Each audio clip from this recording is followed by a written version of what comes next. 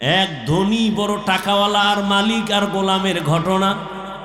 মালিক আর গোলাম বাড়ি যায়, হঠাৎ মালিকের কয়, গোলাম স্যার একটু দাঁড়ান, আমার একটু জরুরত আছে। কয় দাঁড়াই নাম। ঢুইকা গেছে মসজিদে, মসজিদে গিয়া সেজদায় যাইয়া কান্দে। মালিক অপেক্ষা করে, আয় না কেন? নাইমা গিয়া দেখে গোলাম সেজদায় পড়ে কাঁদে, ও মালিক তোমার দরবারে হাজির, তুমি কবুল করো। দীর্ঘ টাইম অপেক্ষা কইরা গোলাম যখন বের হইতেছে, মালিক কয় এত দেরি কেন করলা? কয় যেই মালিক তোমারে মসজিদে ঢুকায় না, ওই মালিক আমারে যেন কেমন বের হইতে দেয় না। মাছ পানি ছাড়া ভাল লাগে না। মাছ পানি পাইলে মনে করে আমার জীবন। আরে আমার মাওলা পাকের যারা আশিক, আল্লাহর মোহাব্বতের যারা গোলাম, ওরা দুনিয়ার রং তামাশায় পইরা গেলে ভাল লাগে না। কখন জিকিরের ময়দানে ঢুকবে, কখন একটু আলেমের কাছে যাবে, কখন একটু কোরআনের তেলাওয়াতের আওয়াজ অন্তরে নিবে, কখন একটু জায়নামাজে দাঁড়াবে, কখন আমার মাওলাকে একটু মায়া কইরা ডাকবে, ও আল্লাহ। আরে আমার মাওলারে ডাকলেই তো বান্দা এত খুশি, আল্লাহর মোহাব্বত অন্তরে জমা হয়ে যায়। হানজালা নবীর সাহাবী, ঘটনা আপনারা নাম শুনছেন। হানজালা রহমতের নবীর বড় আশিক। একদিন রাস্তায় হাঁটে আর ঘুরে আর কয়, না ফাকা হানজালা, না ফাকা হানজালা, আমি হানজালা মুনাফেক হয়ে গেছি, মুনাফেক। ঘুরতে ঘুরতে দেখা ওমরের সাথে। এই হানজালা, কি চিল্লাও কেন? আমি মুনাফেক হয়ে গেছি। কয় কেন? কয় আমি নবীর কাছে যখন থাকি তখন আমার অন্তর এমন যে আমি আর কোনো দুনিয়ায় নাই, এখন আমি আমার মালিকের নজরে বসে আছি, দরবারে রেসালাতের সামনে আছি। এখন আমার ছেলের চিন্তা নাই, মেয়ের চিন্তা নাই, বাড়ির চিন্তা নাই, গাড়ির চিন্তা নাই, টাকার চিন্তা নাই, ক্ষমতার চিন্তা নাই। এখন আমার চিন্তা, আমি একজনারে পাইছি, আমার নবী। আমি ওই নবীর হাত ধরে আমার মালিকের একটু কেমনে দেখবো, যেই নবীর চেহারা এত সুন্দর, একটা নজর নবীর চেহারা দিয়ে তাকাইলে পেটের ক্ষুধা থাকে না। মায়ার নবী এত সুন্দর, আমার মাওলায়ের এত সুন্দর কইরা বানাইছেন, ওই মালিক আমার আল্লাহ না জানি কত সুন্দর। এত সুন্দর আসমান যিনি বানাইছেন তিনি কত সুন্দর, এত সুন্দর কণ্ঠ যিনি দান করছেন তিনি না জানি কত সুন্দর, এত সুন্দর রঙের ফুল বাগান সাজাইছেন তিনি কত সুন্দর। ওরে যারা মাওলার আশিক, ওরা ভাবে আর খুঁজে আমার মালিক, আমার আল্লাহরে আমি তো এখনো পাইলাম না। ফুলের ঘেরান পাইলাম, কে বানাইলেন তারে তো পাইলাম না। ওরে আল্লাহর মোহাব্বত যার অন্তরে জমা হয়ে গেছে, সে একবার আমার মাওলারে দেখার জন্য পাগল। হানজালা বলে, আমি নবীর দরবারে থাকলে আমার অন্তর থাকে একরকম, আমি নবীর দরবারের বাইরে গেলে তখন আবার অন্তর দুনিয়ামুখী হয়ে যায়। আমার ছেলে, আমার বাড়ি, আমার গাড়ি, আমার টাকা, আমার পয়সা, আমার ক্ষমতা, আমার চেয়ার, এই সব আমার অন্তর আইসা জমা হয়, আমি মুনাফেক হয়ে গেছি। ওমর কয়, তো এই অবস্থা তো আমারও হয়। নবীর দরবারে থাকলে দুনিয়ার কোনো চিন্তা নাই, আবার যখন নবীর দরবার থেকে বাইর হইয়া যাই তখন আবার দুনিয়া আমারে পেয়ে ফেলে, দুনিয়া দুনিয়া আমাকে গ্রাস করে ফেলে, দুনিয়ার চিন্তা, ছেলের চিন্তা, মেয়ের চিন্তা আমাকে গ্রাস করে ফেলে। এবার কথা, চলো নবীর দরবারে চলো, সমাধান নেই। দোনোজনে যায়, মুনাফেক হয়ে গেছে। ওমরও কয় আমি মুনাফেক হয়ে গেছি, হানজালাও কয় আমি মুনাফেক হয়ে গেছি। হঠাৎ আবু বকর সিদ্দিক রাদিয়াল্লাহু তাআলা আনহুর সামনে দাঁড়ানো। এই ওমর তুমি চিল্লাও কেন? কয় মুনাফিক হয়ে গেছি। হানজালাও কয় মুনাফিক হয়ে গেছি। কারণটা কি? বলে এই কারণ, নবীজির দরবারে যখন থাকি মনে হয় যেন দুনিয়াতে আমার আর কিছু নেই, নবী আমার কলিজা। আমি নবীর হাত লাগাই আমার মালিক আল্লাহর সঙ্গে মোলাকাত করব। কিন্তু নবীর দরওয়াজা থেকে বের হইলে তখন আবার ঢুইকে যায় ছেলে মেয়ে স্ত্রী পরিবার দুনিয়ার চিন্তা। আবু বকর কয় অবস্থা তো আমারও, মনে হয় আমিও মুনাফিক হয়ে গেছি। আমার মাওলার ভয়। আর তুমি নামাজে দাঁড়াইয়াও দোকান নিয়ে ভাবো, নামাজে দাঁড়াইয়াও ছেলের চিন্তা, মেয়ের চিন্তা, ঘরের চিন্তা, ক্ষমতার চিন্তা। ওরে আবু বকর, নবীর দরবার থেকে বের হইলে দুনিয়া, নবীর দরবারে থাকলে দুনিয়ার চিন্তা নাই, এরপরও ভয়, কান্নার আওয়াজ। আর তোমার আমার তো নামাজের মধ্যেও দুনিয়া ঢুকানো, জিকিরের মধ্যেও দুনিয়া ঢুকানো। তোমার আমার চোখে পানিও নাই, কোনো আফসোসও নাই রে বাবা। নবীর দরবারে গেলেন, রহমতের নবী বলেন এমন যদি তোমাদের হয় আর ভয় লাগে, এটাই তোমাদের ঈমান যে শুদ্ধ পরিপক্ক, এটাই তার প্রমাণ। তোমাদের ঈমানে কোনো ভেজাল নাই। এরে নবীর আশিক ইব্রাহিম ইবনে আদহাম পাগলের মতো হয়ে গেল। কে আমাকে বোকা বলল? ঠিকই তো, আমার ওয়ার্ডারে বলখের মানুষগুলো দাঁড়ায় আর বসে, কিন্তু আমি তো একবারও চিন্তা করলাম না এই যে সূর্যটা উঠছে পূর্ব দিগন্তে, এই সূর্য তো আমার অর্ডারে উঠেও না, আমার অর্ডারে ডুবেও না। রাতের বেলা আকাশে চাঁদের আলো, আমার অর্ডারে চাঁদ উঠেও না, ডুবেও না। তাহলে এর পেছনে তো একজন মালিক আছে, নাই? ওই মালিকের তালাশ করছনি? এরে আল্লাহর বান্দা, তোমারে কেউ হাদিয়া পাঠাইছে, কে পাঠাইছে তার পরিচয় নাও। মোলাকাতের জন্য পাগল, দেখা করলে মনে হয় আরো হাদিয়া দিবে। যেই মাওলায় তোমারে আমারে মানুষ বানাইছেন, কুকুর বানান নাই, শুকার বানান নাই, আবার আখিরি নবীর উম্মত বানাইছেন, এত সুন্দর জীবন আমাকে দান করছেন। আমার মতোই তো কত মানুষ। ওই যাও ডিআইটি মসজিদের বারান্দায় যাও, বাইতুল মুকাররমে জুমার দিন গিয়া দেখো, পাও নাই, ভিক্ষা করে। দুইটা চোখের পাওয়ার নাই, বলে আমি অন্ধ, আমারে কিছু ভিক্ষা দাও। আমার মাওলায় যদি তোরে অন্ধ বানাইতেন রে যুবক, বল সারা রাত মোবাইলে নাচ গান কেমনে দেখতি? আমার মাওলায় যদি অন্ধ বানাইতেন, কে তোরে চক্ষু দান করত? আমার মাওলায় যদি তোরে বধির বানাইতেন, কে তোরে আর সুস্থ করত? কত মানুষ সুস্থ ছিল, হঠাৎ কইরা জ্বর আসছে, বিছানায় পড়ে একটা সাইট নষ্ট হয়ে গেছে, বিছানার থেকে এখন আর উঠতে পারে না, কণ্ঠ শেষ, জীবনটাই অর্ধেক হয়ে গেছে।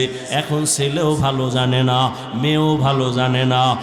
আল্লাহ তাআলা বারবার ডাকে, আয়, কই যাবি বান্দা আয়, যেদিকেই যাবি জাহান্নাম ছাড়া আর কিছুই নাই। আমার দরজাটা শান্তির আর রহমতের দরজা, তওবা কর, জীবনের সব গুনাহ মাফ করে দিব। 5 বেলার নামাজ পড়ো, মা বাবার দোয়া নাও, বেয়াদবি করিও না, শিক্ষকের দোয়া নাও, বেয়াদবি করিও না, ওলামায়ে কেরামের পরামর্শ নিয়ে নামাজ পড়ো, দাঁড়িয়ে রাখো, মা বাবার দোয়া নিয়ে চলো, চাকরি করো, ব্যবসা করো, হালাল ভাবে চলো, হারাম খাইও না, কারো হক নষ্ট করিও না, কারো উপরে জুলুম করিও না। যদি এমত অবস্থায় তুমি নেক আমল নিয়ে কবরে যাইতে পারো, তোমার কবর হবে জান্নাতের বাগান। আল্লাহ তাআলা আরামের বিছানা দিবেন ফেরেশতার মাধ্যমে ঘুমানোর জন্য। আর যদি বান্দা গুনার মজা পাইয়া গুনাহ করতে করতে করতে করতে আজরাইলের হাতে ধরা খাইয়াই যাও, আজরাইল যদি আইসা দেখে তোর কানের ভেতরে গানের তার লাগানো, তুই বিছানায় শুয়া শুয়া গানের তার কানে লাগাইয়া গান শুনতেছ, আজরাইল যদি এর মধ্যে আল্লাহ পাঠায় দেয়, অবস্থা কেমন তোমার খারাপ হয়ে যাবে। ঈমান নাই, কালেমাও তোমার জবানে আর আসবে না। নবী বলে একটা জ্যান্ত ছাগলের চামড়া খুললে যেমন কষ্ট পায়, একটা গুনাহগার বেনামাজির রুহুটা যখন আজরাইল নেয় সেই কষ্ট শুরু হয়ে যায়। আজরাইলকে দেখে এক হাত মাশরিকে আর এক হাত মাগরিবে, পা জমিনে মাথা আসমানে, চক্ষু দুইটা বড় বড়। এখানে দেখাই গুনাহগারের কলিজার মধ্যে কম্পন শুরু হয়ে যায়। আর যেই জাহান্নাম আল্লাহ বানাইছেন, ওই গুনাহগারেরা জাহান্নামের ছবিটা দেখায়া দেয়। ও আল্লাহর বান্দা, তুমি আমি তো মানুষের কাতারেই নাই। যারা মানুষ, ওই যে আবু বকরের কথা বলতেছিলাম, রহমতের নবী যার কোনো গুনাহ নাই, তিনিও কান্না করতেছেন আল্লাহর আদালতের হালাতের কথা চিন্তা করিয়া। ওরে আমিও তো তোমার মতো একটা মানুষ, আমি তো তোমার মতো রাত কাটাই, দিন কাটাই, তিন বেলা খাই। ও আল্লাহর বান্দারা, এই জমিনের হাওয়া বাতাস সূর্যের আলোতে তুমিও বড় হয়েছো, আমিও হয়েছি। ও আল্লাহর বান্দা বলো, আল্লাহ আকল দিছে, একটু আগেও বলছি কুকুর শুয়ারের দেয় না, মানুষের দিছে, একটু বলো তোমরা নবীর তরিকা আল্লাহরে বাদ দিয়া বলো কত উপরে উঠছো। আর আমরা যারা নবীর মোহাব্বতে আল্লাহ পাওয়ার জন্য দাড়ি রাখলাম, টুপি পরলাম, নামাজ পড়ি, পর্দা করি, হালাল খাই, বুঝাবার জন্য বলি, অহংকারী করি না রে বাবা। বলো আমরা কত নিচে নামছি। তুমি বলতে পারবা না, সেই শক্তি তোমার জবানে নাই, অন্তরে নাই। আমি বলি শোনো, কেউ কাঁদতেছে পাইয়াও সব হারাইছি, আর একদল কান্দে পাইয়াও পাই না। চেয়ারম্যানের চেয়ারের মেয়াদ শেষ। আর যারা নবীর আদর্শ নিয়ে আসিলাম, আগে যেমন আছি এখনো আছি, সামনে এমনই থাকবে, কোনো চিন্তাই নাই।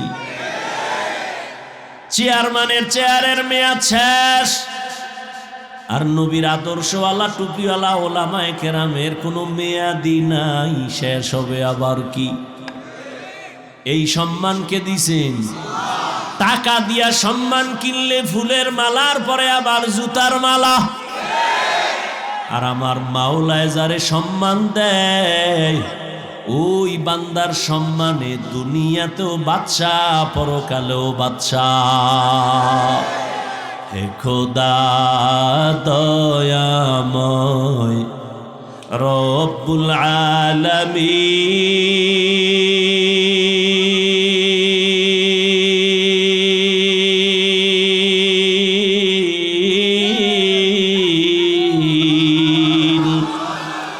জীবনে মরণে ভয় কি হবে সেই দিন।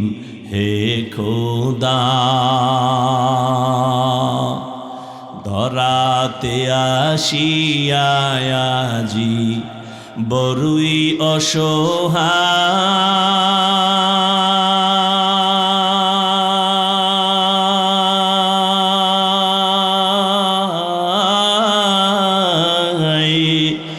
ইহকালের মায়া জালে অন্ধ যে সবাই।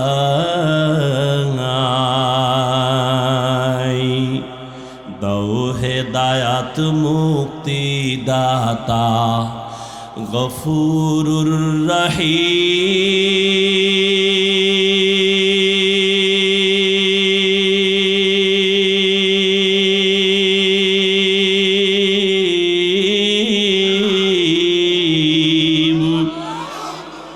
জীবনে মরণে ভয় কি হবে সেই দিন।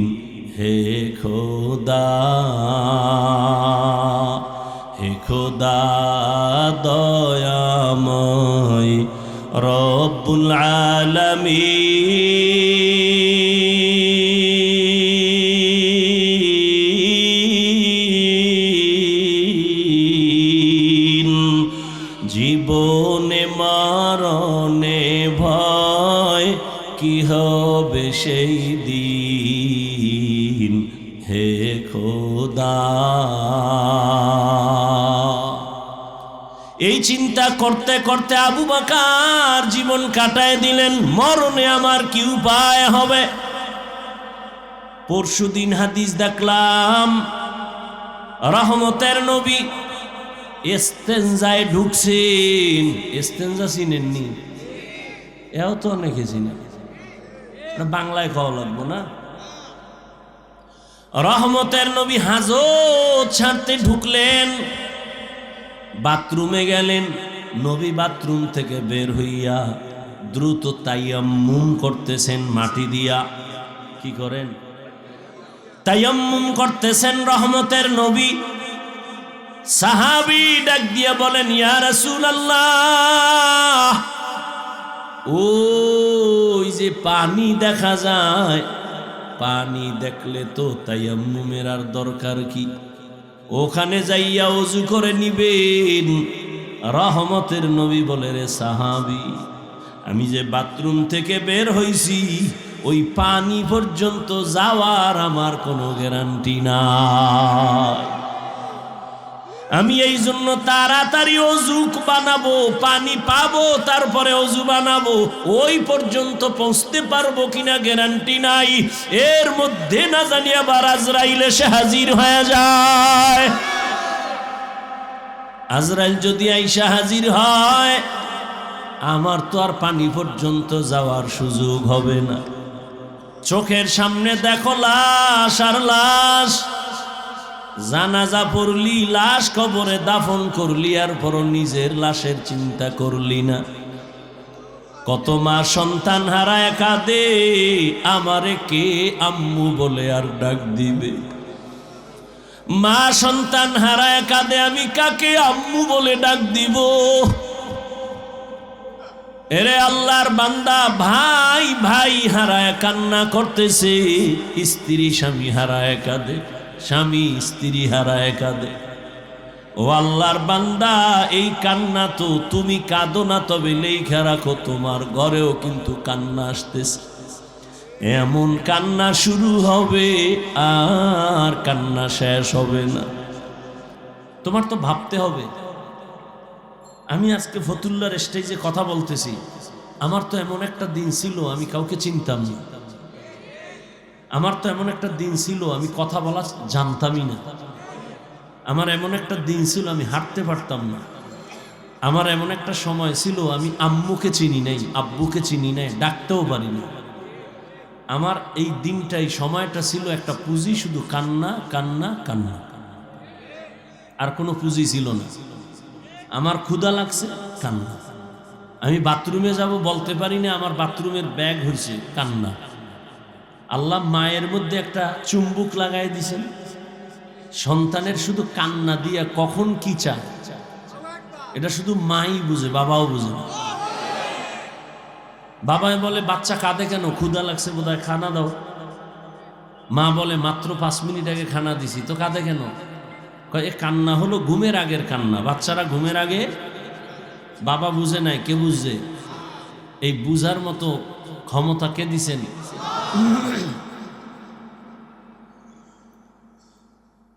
দুনিয়াতে যা কিছু আছে এগুলো সব কিছু আল্লাহ দিছেন কেন? সূর্য, চন্দ্র, গ্রহ, নক্ষত্র, গাছপালা, পানি, বাতাস, আগুন, সব কিছু দিছেন।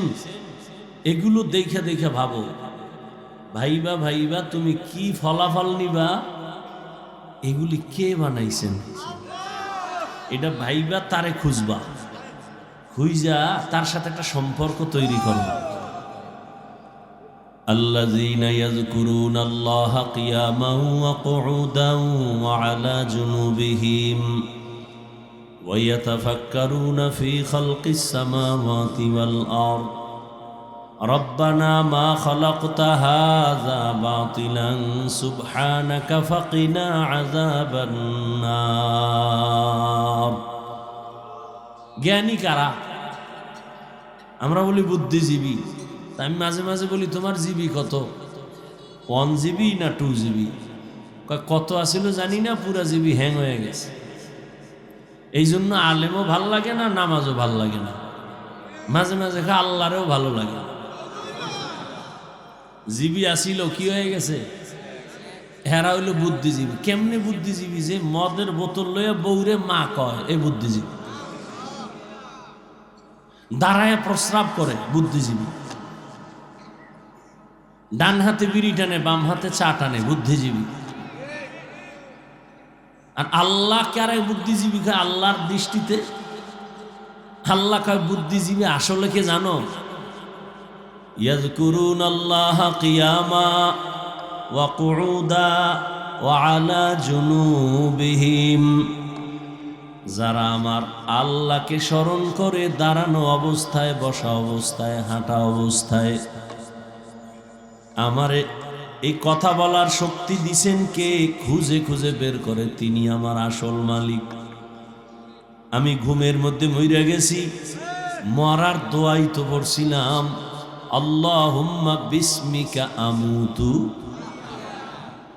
ও আল্লাহ, তোমার নামে আমি মরি, মইরে গেছি। তুমি যদি না উঠাও, আমার মাও উঠাইতে পারবে। যারা হাঁটা চলা অবস্থায় সবসময় গবেষণা করে, আমাকে কে বানাইলেন, আমাকে কে দাঁড় করাইলেন, যিনি শক্তি দিছেন দাঁড়ানোর, ওই আল্লাহ যদি বসার শক্তি না দেয়, বসতে পারবো না। বসার পরে যদি দাঁড়ানোর শক্তি না দেয়, আমার আর দাঁড়ানো যাবে না। কদম একটা দিয়া সামনে কদম যদি দিতে না দেয়, আমার আর কদম দেওয়া চলবে না। জ্ঞানী যারা, এরা ভাববে আসমান কে বানাইলেন, একটা খুঁটি নাই, সামান্য একটা 3 খাডালের হ্যান্ডেল দুনিয়ার বাঁশগুলো দিয়ে খাড়া করছে। আর আল্লাহর এত বিশাল বড় আসমান, এখান থেকে 500 বছরের দূরত্ব প্রথম আসমান। এইভাবে একটা না 7টা আসমান আল্লাহ টানাইছেন। উপর দিয়ে কোনো রশিও নাই, নিচের থেকে কোনো খুঁটিও নাই, কোনোদিন নাড়াচাড়া করে না। এইভাবে বিনা খুঁটিতে এত সুন্দর নীল আকাশ কে টানায় রাখছেন? যারা জ্ঞানী তারা ভাবে এর পেছনে একজন মিস্ত্রি আছে, মালিক আছে। এই মালিকের এত চিনলাম না। বলখের বাদশাহ ইব্রাহিম ইবনে আদহাম মখমলের চাদরে আরামে ঘুমায়। হঠাৎ খবর শুনতেছে, কে যেন ঠক ঠক করে আওয়াজ দেয় তার ঘুমের ছাদের উপরে, ঘুমের বিছানার উপরে। প্রহরীরে ডাক দিয়া বলে, কে আওয়াজ দিল? কয় দেখি না তো কেউ রে। কয় আমি তো শুনলাম হাঁটে, কোনো আওয়াজ নাই। কে এমন সুন্দর আওয়াজ দিয়ে আবার চলে গেল? একজনে গাইবি আওয়াজ দিয়ে কইতেছে, আমি আমার হারানো একটা ঘোড়া তালাশ করতে আইছি তোমার ছাদে। হারানো ঘোড়া কি ছাদে পাওয়া যায়? আল্লাহ আলাদের একটা কথার মধ্যে অনেক কিছু ঢুকানো। আল্লাহ হেদায়েতের দরজা খুলতেছেন, তো একটা বাহানা, একটা কৌশল অবলম্বন করছে। কাই বোকা, ছাদের উপর কি ঘোড়া পাওয়া যায়নি? বোকা তো তুমি। বলখের বাদশাহ ইব্রাহিম ইবনে আদহাম চমকে উঠে বসে গেলেন। এত বড় দুঃসাহস কার যে আমাকে বোকা বলল? এত বিশাল রাষ্ট্রের আমি মালিক, আমার কথায় পুরো দেশ চলে, আমাকে বোকা বলল কেন? বোকা বইলা কয়, আমি বোকা না, তুমি বোকা।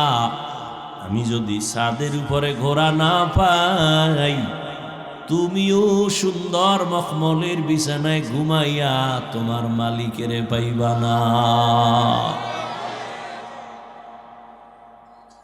ইনজেকশন একটা দিয়া নাই, ভিতরে জ্বালা শুরু হয়ে গেছে। এখন কয়, আমার আসলে কে এরকম আওয়াজটা দিল? আওয়াজ তো দিছে আমার জীবনের মধ্যে একটা ধাক্কা দিয়ে ফেলছে। ভাবতেছে, জ্ঞানী মানুষ তো ভাবতেছে, ভাবতে ভাবতে ভাবতে ভাবতে মানুষ জমিনে বসে ভাবতে ভাবতে খালি উপরে উঠে, উঠতে উঠতে উঠতে উঠতে মহাশূন্যের উপরে চলে যায়। ভাবার দ্বারা মানুষ অনেক উপরে চলে যায়। এই ভাবাটারে তরিকাতের লাইনে বলে মোরাকাবা, মুজাহাদা, মুশাহাদা। বেদাতিরা এটারে বলে সাধনা। সাধনা কর 40 বছর পর্যন্ত প্রায় রসুল সাধনা করেছেন বাইতুল্লাহ থেকে দূরে গিয়া হেরা পাহাড়ের গুহায় সাধনা করেছেন। এখন আপনার কাছে প্রশ্ন আমার, বাইতুল্লাহর দাম বেশি না হেরা পাহাড়ের দাম বেশি? বুঝেন না, বুঝলে জবাব দিবেন না, চুপ থাকবেন। উল্টাপাল্টা বললে ইমানের ঘাটতি হবে। বাইতুল্লাহর দাম বেশি না হেরা পাহাড়ের দাম বেশি? বাইতুল্লাহ। কোরআনের আয়াত দিয়া তো বাইতুল্লাহর দাম আল্লাহ বলেছেন, ইন্না আউয়ালা বাইতিন উযিআ লিন-নাসি লাল্লাযী বিবাক্কাতা মুবারাকাও ওয়া হুদা মুবারাকাও ওয়া হুদাল লিল আলামিন।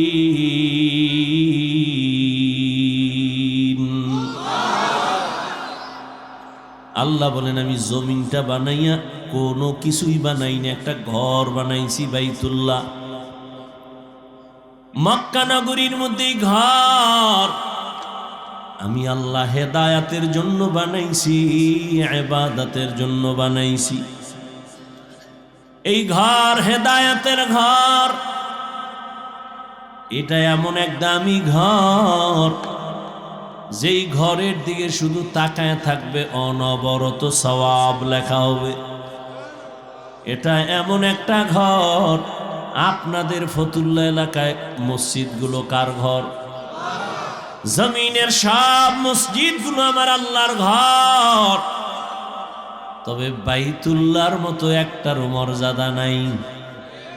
বলে কেমন মর্যাদা? বলে বাইতুল্লাহর এরিয়ার মধ্যে কোনো আশিক যদি একবার বলে লাব্বাইক, 1,00,000 বার লাব্বাইক বলার সওয়াব আল্লাহ দান করবে।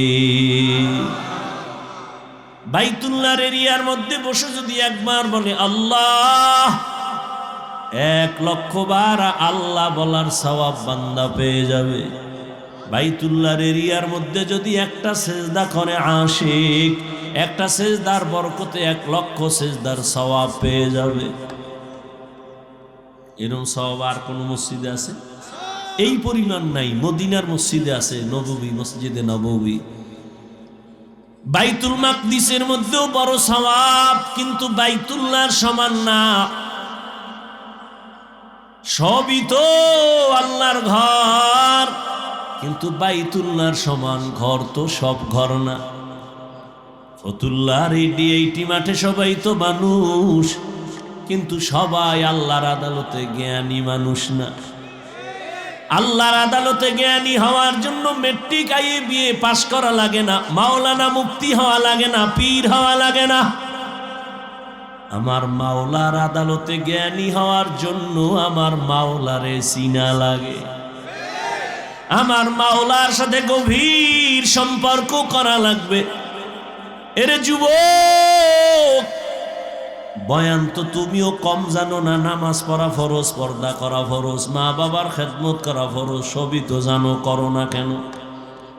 মিথ্যা বলা হারাম, গালি দেওয়া হারাম, গীবত করা হারাম, নামাজ ছাড়া হারাম, বেপরদায় চলা হারাম, নাচ দেখা হারাম, গান শোনাও হারাম, কাউকে হত্যা করা হারাম, চুরি করা হারাম, দুর্নীতি করা হারাম, জুলুম করা হারাম।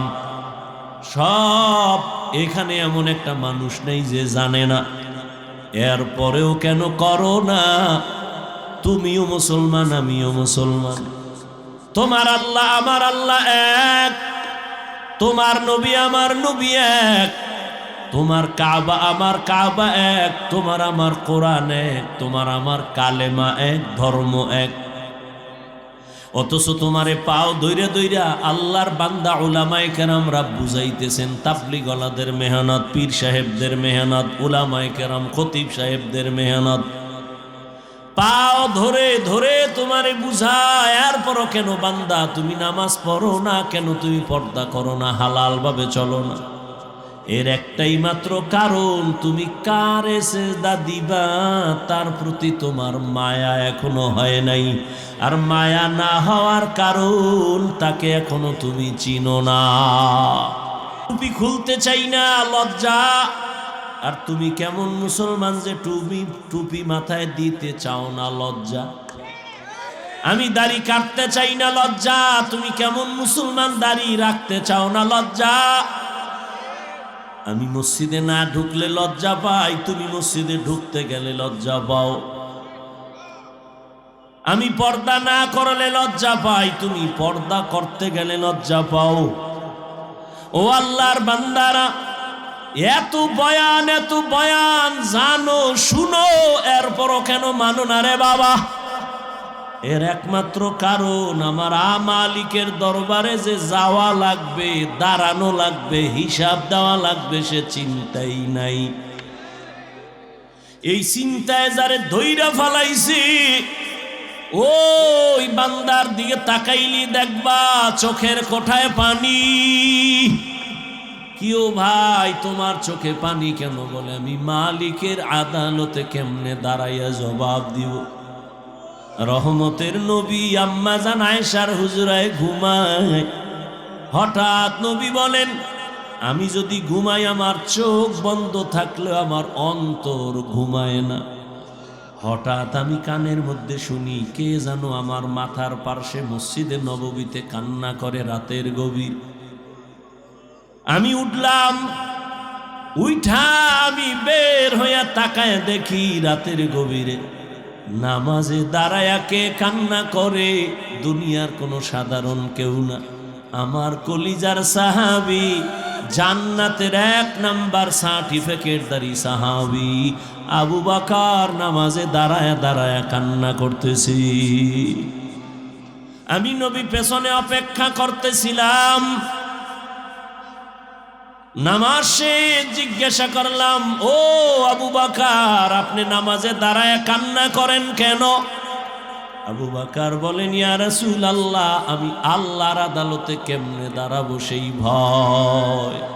হর কে দারদ খৌফে হক দর দিল মাদাম, জন্নতুল মাওয়া দেহদ রামাকাম, জুজবা হক চি জে মখাজ ইনসুজা ফজলে উআ মস্তে দর জুমলা জাহা। এই আল্লাহর ভয়, আল্লাহর আদালতে দাঁড়ায় হিসাব দেওয়ার ভয়টা অন্তরে ঢুকানোর জন্য লাগবে একজন আল্লাহওয়ালার নেক নজর। এজন্য আল্লাহ বলেন, ইয়া আইয়ুহাল্লাযীনা আমানুত্তাকুল্লাহা হাক্কা তুকাতি, ও মুমিনেরা আল্লাহকে ভয় করো হক আদায় করে। ওয়ালা তামুতুন্না ইল্লা ওয়া আনতুম মুসলিমুন।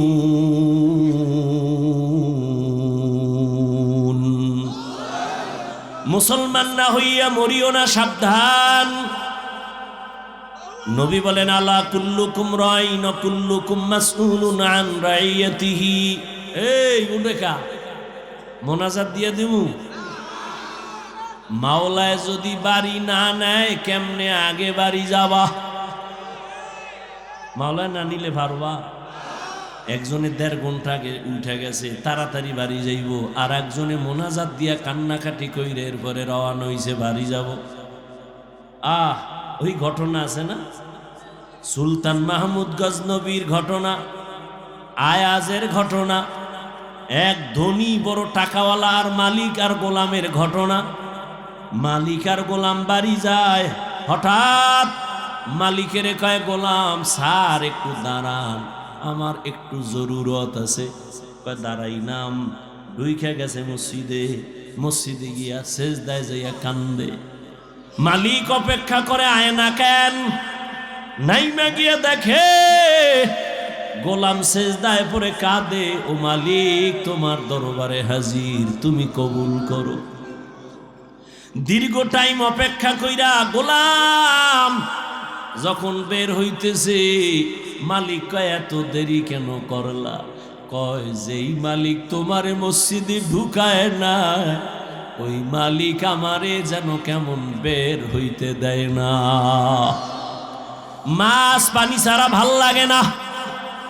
মাছ পানি পাইলে মনে করে আমার জীবন।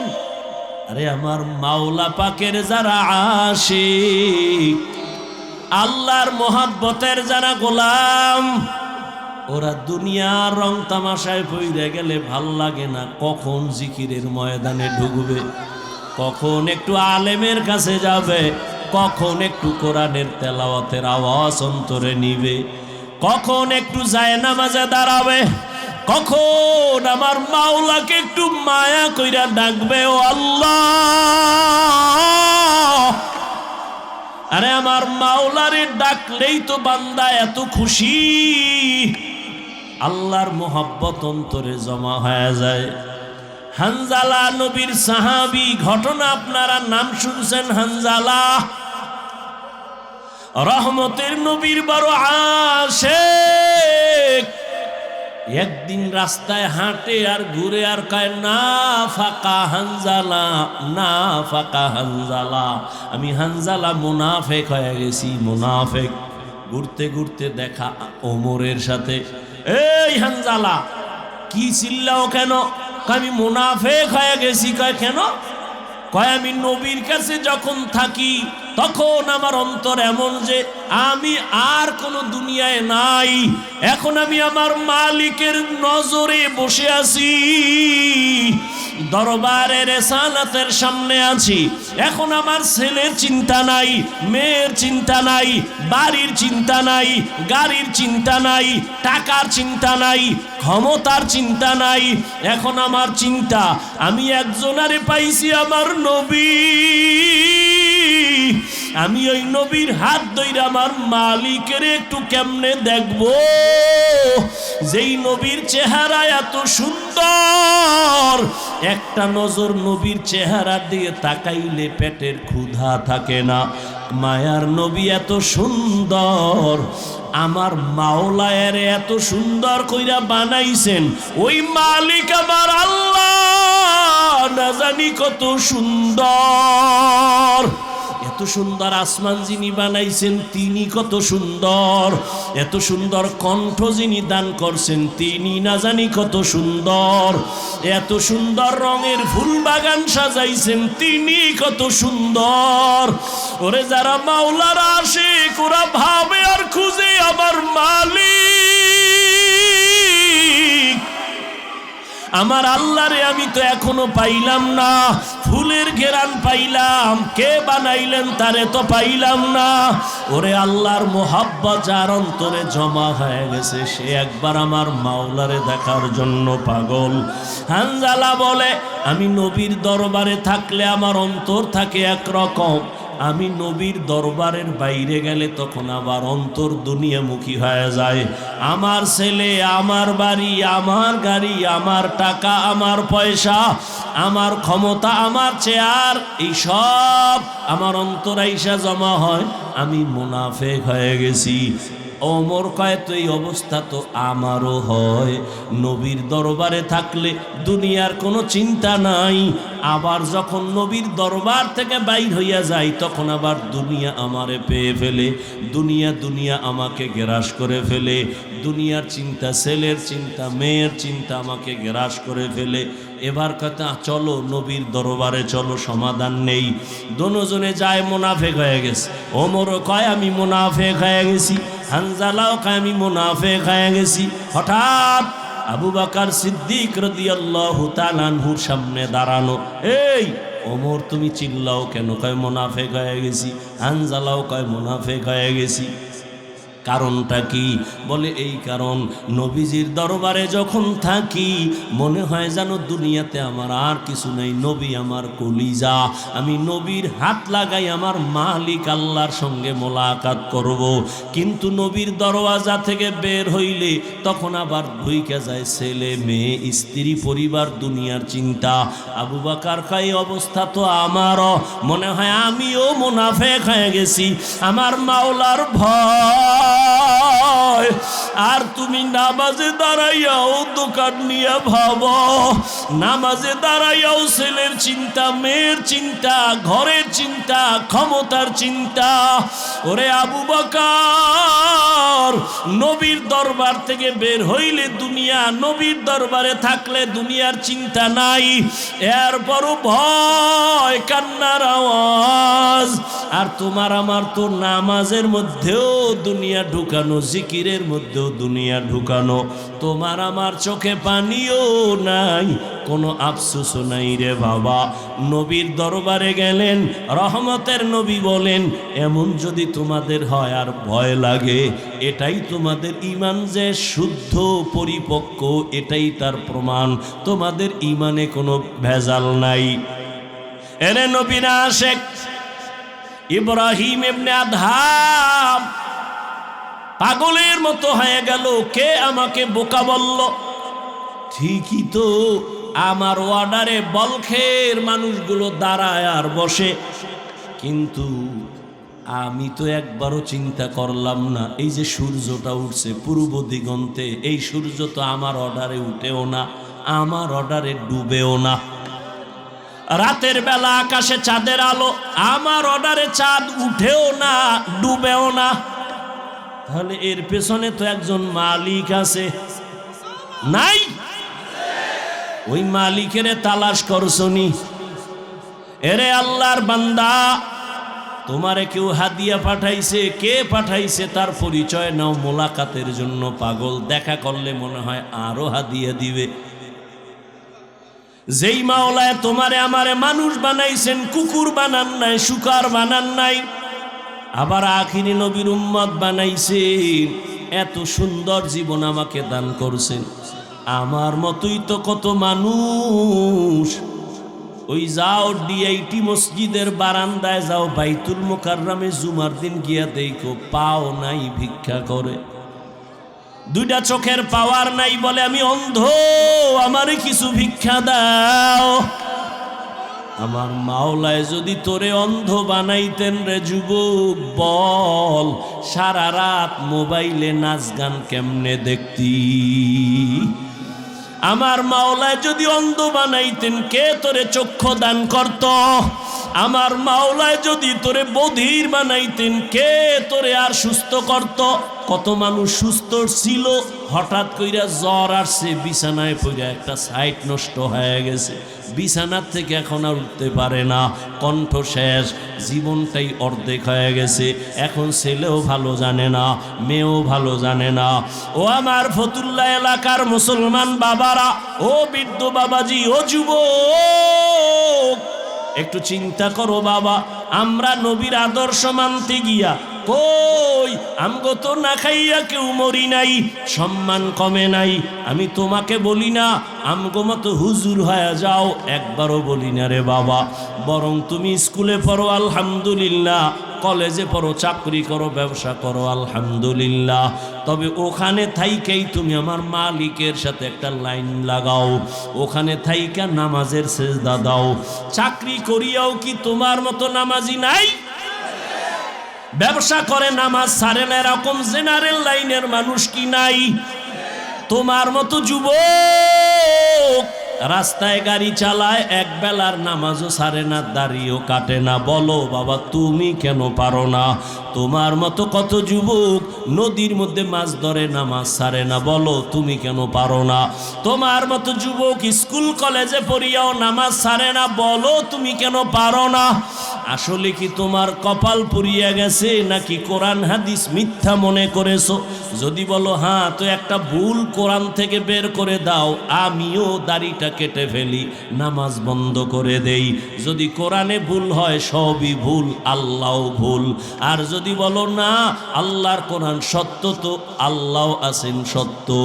গুনাহ নিয়ে কবরে গেলে আযাব হবে, তাও সত্য। নেক আমল নিয়ে যদি যাও জান্নাত পাইবা, তাও সত্য। আল্লাহর কোরআন মিথ্যা না সত্য? ওই কোরআনে জান্নাতের বয়ান আসেনি, ওই কোরআনে জাহান্নামের বয়ান আসেনি। কে জান্নাতে যাবে, কে জাহান্নামে যাবে আল্লাহ তাও বলেছেন। মনটাকে শুধু বুঝাইও, হাফিজুর রহমান ভাই তো আমাদেরকে হুজুর হওয়ার জন্য তাকিদ দেয় নাই, হাফিজ ভাই তো কওমি মাদ্রাসায় যাইতে বলে নাই, হাফিজুর রহমান তো তাবলিগ না গেলে জাহান্নামে যাবা বলে নাই। কি বলছে? স্কুলে পড়লেও নামাজ ছাড়া যাবে না, স্কুলে পড়িয়াও তো আমার মতো যুবক নামাজ পড়ে, আমি কেন পারি না? আমার মতো যুবক চাকরি করে নামাজ পড়ে, আমি কেন পারি না? আমার মতো যুবক ব্যবসা করে নামাজ পড়ে, আমি কেন পারি না? আমার কপাল বুঝি খারাপ, গুনার কারণে আল্লাহ বুঝি আমার উপরে বেজার হয়ে গেল। এখনো সময় আছে, তওবার দরজায় ফিরে আসো। আম্মা জান আয়েশা রাদিয়াল্লাহু আনহা বলেন, নবীজিকে আমি জিজ্ঞাসা করলাম, নবী আমার রুমে বৈশা কাঁদেন কেন?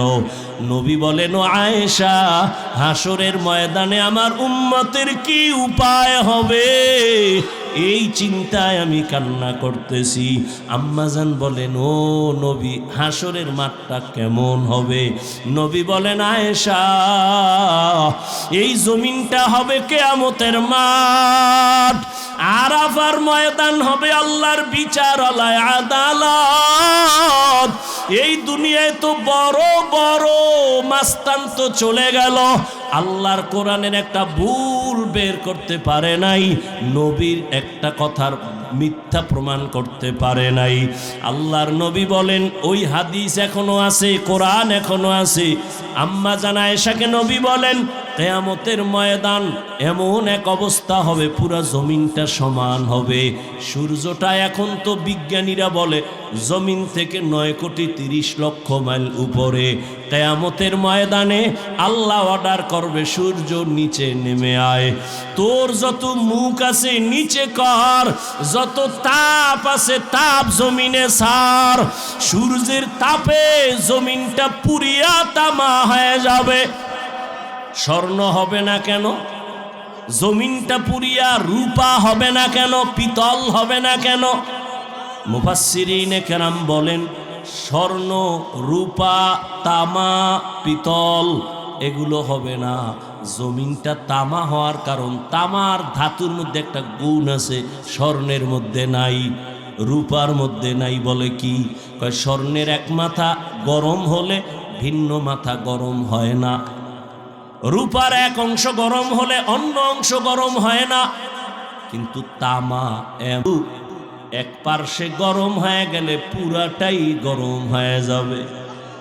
আল্লাহ যখন বলবে, সূর্য তুই মনের মতো তাপ দিতে পারো না, আজকে সব তাপ ছাইরা দে, সূর্যের এমন তাপ শুরু হয়ে যাবে, জমিনটা তামা হয়ে যাবে। নবী কান্না করেন আর বলেন, আয়েশা, অন্যদিকে জাহান্নামের আওয়াজ, জাহান্নাম চিল্লায়া বলবে, আল্লাহ বেনামাজি কই, বেপরদাওয়ালা গুনাহগারেরা কই, আমার পেটের মধ্যে দাও, আমার পেটে বড় ক্ষুধা। আল্লাহ বলবে, জাহান্নাম একটু অপেক্ষা কর, আমি বিচারটা শেষ করে নেই, তারপরে তোর খোরাক আমি দিতেছি। নবী বলেন, জাহান্নাম থামে না, তখন আল্লাহ অর্ডার দিবেন, এই ফেরেশতারা জাহান্নামের গলার মধ্যে 70,000 শিকল লাগাইয়া বাঁধো, এক একটা শিকলের গোড়ায় 70,000 ফেরেশতা ধর, ধইরা ভালো কইরা পেছন দিকে টাইনা রাখ, ও যেন আমার আদালতের দিকে আসতে না পারে। যদি আমার আদালতের দিকে আগায়, আমি তো আর বিচার করতে পারবো না। জাহান্নামের আগুন এই মানুষগুলোকে পেটের মধ্যে নিয়ে নিবে। আল্লাহর অর্ডারে ফেরেশতারা জাহান্নামের গলায় শিকল লাগাইয়া 70,000 কইরা এক একটা শিকলের গোড়ায় জাহান্নামের ধরবে, ধইরা রাখতে পারবে না। এত চিল্লানি দিয়া বলবে, আল্লাহ বেনামাজি গুনাহগার আমার খোরাকগুলো দাও, ক্ষুধা। আল্লাহ পাক নবী বলেন, আল্লাহর ফেরেশতারা যখন ধরে রাখতে পারবে না, তখন আমি মুহাম্মদের অন্তরে বড় মায়া, আমি সাথে সাথে সিজদায় পড়ে বলবো, আল্লাহ জাহান্নামের ফিরাও, আমার উম্মত মনে হয় ধইরা ফালাইবে, ফিরাও, আমার উম্মত যেন জাহান্নামের আগুনে না যায়। আমার উম্মত যদি জাহান্নামে যায় আমি জান্নাতে যাব না। তখন আল্লাহ বলবে, নবী আপনি মাথা উঠাইয়া দেন, কাঁদিয়েন না, আপনার কান্না আমি সহ্য করতে পারি না। আমি মাথা উঠাইয়া দিব।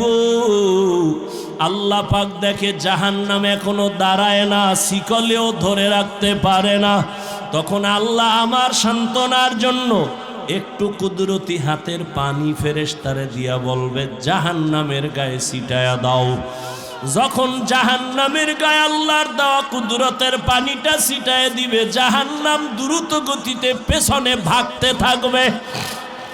ফেরেশতারা বলবেন, আল্লাহ এতক্ষণ আমরা ৭০,০০০ শিকল লাগাইয়া যেই জাহান্নামের ধরে রাখতে পারি না, তুমি এমন কি বরকতের পানি দিছো যে জাহান্নাম এখন নিজে নিজে পেছনে দৌড়ায় ভাগতেছে? কারণ কি? এটা কি জমজমের বরকতি পানি? না কি এটা কাউসারের পানি? না এটা কি আবে হায়াতের পানি? না এটা দুনিয়ার বরকতের কোনো পানি? না তোমার বৃষ্টির পানি? না কোনো সমুদ্রের পানি? আল্লাহ বলবে, ফেরেশতা এই পানি জমজমের পানিও না, কাউসারের পানিও না, এই পানি আবে হায়াতের পানিও না, এই পানি দুনিয়ার কোনো সমুদ্রের পানি না, বৃষ্টির পানি না। আল্লাহ বলবেন, আমার মায়ার নবীর গুনাহগার উম্মতের চোখের পানি। দুনিয়াতে আমার মায়ার নবীর উম্মতেরা গুনার কথা স্মরণ করে কাঁদত। মানুষ যখন ঘুমায়া যাইতো আমার আশিকের কান্না শুরু হয়ে যাইতো। গভীর রাতে সিজদায় পড়ে বলতো, দয়ার মালিক আমার মতো গুনাহগার এই জমিনে আর কেউ নাই। গুনার কারণে আমার হাত না পাক, আমার চোখ না পাক, আমার জিহ্বা না পাক, আমার অন্তর না পাক। আয় আল্লাহ, তোমার দেওয়া সূর্যের আলো, পানি, বাতাস সব নেয়ামত খাইয়া তোমার নাফরমানি করেছি। আজ আমি গুনার কারণে মনে হয় আমার জাহান্নাম ছাড়া উপায় নাই। আমার গুনার খবর আমার মাও জানে না, বাবাও জানে না, ভাই বোন স্ত্রী পরিবারের কেউ জানে না। আমার গুনার খবর আমার মা বাবায় যদি জানতো, লাথি মেরে ঘর থেকে বের করে দিত। আমার গুনার খবর যদি আমার স্ত্রী জানতো, আমাকে স্বামী বইলা গ্রহণ করতো না। আমার গুনার খবর যদি আমার সন্তান জানতো, কোনোদিন আমাকে বাবা বলতো না। ও দয়ার মালিক যে তুমি কত দয়ার মালিক, তুমি আমার সব গুনার খবর জানো। ও আল্লাহ, এ যুবকের আমার মাওলারে ডাক দে, দুই ফোঁটা চোখের পানি ছাড়, আর গুনার কত স্মরণ করে ক্ষমা চাও। আর আল্লাহরে বলো, আমার মাওলা যে কেমন দয়ার মাওলা। ওরে দরওয়াজা জানালা বন্ধ করে মোবাইলের দ্বারা যে গুনাহ করেছ, ওই দরওয়াজা জানালার ভেতরের গুনার খবর মাও জানে না, বাবাও জানে না। ওরে আমার মাওলারে ফাঁকি দিতে পারো নাই রে বাবা। আরে তোমার গুনার খবর যদি মা জানতো, ঘর থেকে বের করে দিত। কিন্তু আমার মাওলা যে কেমন দয়ার মালিক। গুনাহ করছি, দেবরের ভেতরে জাহান্নামের আগুন লাগা দাও। আল্লাহ রাগান্বিত হয়ে বলবে, ও কবরের মাটি, এই গুনাহগারের দুই পার্শ্ব থেকে জোরে জোরে চাপ দাও। এমন জোরে দুই পার্শ্বের মাটি চাপ দিবে, সহ্য করতে পারবি নি রে যুবক। একটা মশার কামড় সইতে পারো না, বেতের বাড়ি সইতে পারো না, সূর্যের গরম সহ্য করতে পারো না, গুনাহ নিয়ে কবরে গেলে কেমনে মাটির চাপ সহ্য করবা? ওরে আল্লাহরে এখনো বন্ধু বানাও। আল্লাহর খাঁটি ওলি আল্লাহ যারা উলামায়ে কেরামদের বন্ধু বানাও। এখনো সময় আছে, তওবা করো আর আল্লাহকে বলো, মাওলা গুনাহ আর করব না, নামাজ ছাড়বো না, বেপরদায় চলবো না, দাড়ি কাটবো না। আমার মাওলার আযাব বড় কঠিন। আল্লাহ এজন্য বলেছেন, মুসলমান না হইয়া মরণ বরণ করিও না। এখনো সময় আছে, তওবা করে নাও। স্কুলে পড়ো, কলেজে পড়ো, চাকরি করো, ব্যবসা করো, তওবা করো আর নামাজ ছাড়বা না, দাড়ি কাটবা না, বেপরদায় চলবা না। মা বাবার দোয়া নিয়া, উলামায়ে কেরামের দোয়া নিয়া, শিক্ষক মুরব্বীদের দোয়া নিয়া নবীর তরিকায় চলবা। আল্লাহর কাছে 2 ফোঁটা চোখের পানি ছেড়ে দাও। যদি কান্না না আসে, মনে করিও গুনার কারণে দিলটা পাথর হয়ে গেছে, আল্লাহ বেজার হয়ে গেছে। এখনো সময় আছে, আল্লাহকে বলো, আল্লাহ দিলটা নরম বানায়া দাও। ওরে ডানে বামে দেখো, তোমার মতো কত গোলামের চোখে পানি। তোমার আমার চোখে কেন পানি নাই? গুনার কারণে আল্লাহ বেজার। ওরে কান্নাওয়ালার কাছে হাতটা বাড়াইয়া দোয়া চাও আর বলো, ও কান্নাওয়ালা ভাই, আমার জন্য একটু দোয়া করেন। আমার গুনার কারণে আমার কলবটা পাথরের মতো শক্ত, আমার চোখে পানি আসে না। দোয়া, কান্নাওয়ালার দোয়া ফেরত যাবে না। আল্লাহর কাছে তওবা করো, মরিয়াও গেলে আর নামাজ ছাড়বা না, গুনাহ নিয়ে কবরে যাইবা না। যদি তওবার নিয়ত হয়, 2টো হাত আমার আল্লাহকে দেখাইয়া দাও। আয় আল্লাহ, হাতগুলো কবুল করে নেন, তওবা কবুল করে নেন। আয় আল্লাহ, তওবার উপরে মজবুত হইয়া চলার তৌফিক দান করেন, আমিন। আলহামদুলিল্লাহি রাব্বিল আলামিন। والصلاة والسلام على سيد الأنبياء والمرسلين وعلى آله وأصحابه أجمعين يا أرحم الراحمين يا أرحم الراحمين يا أرحم الراحمين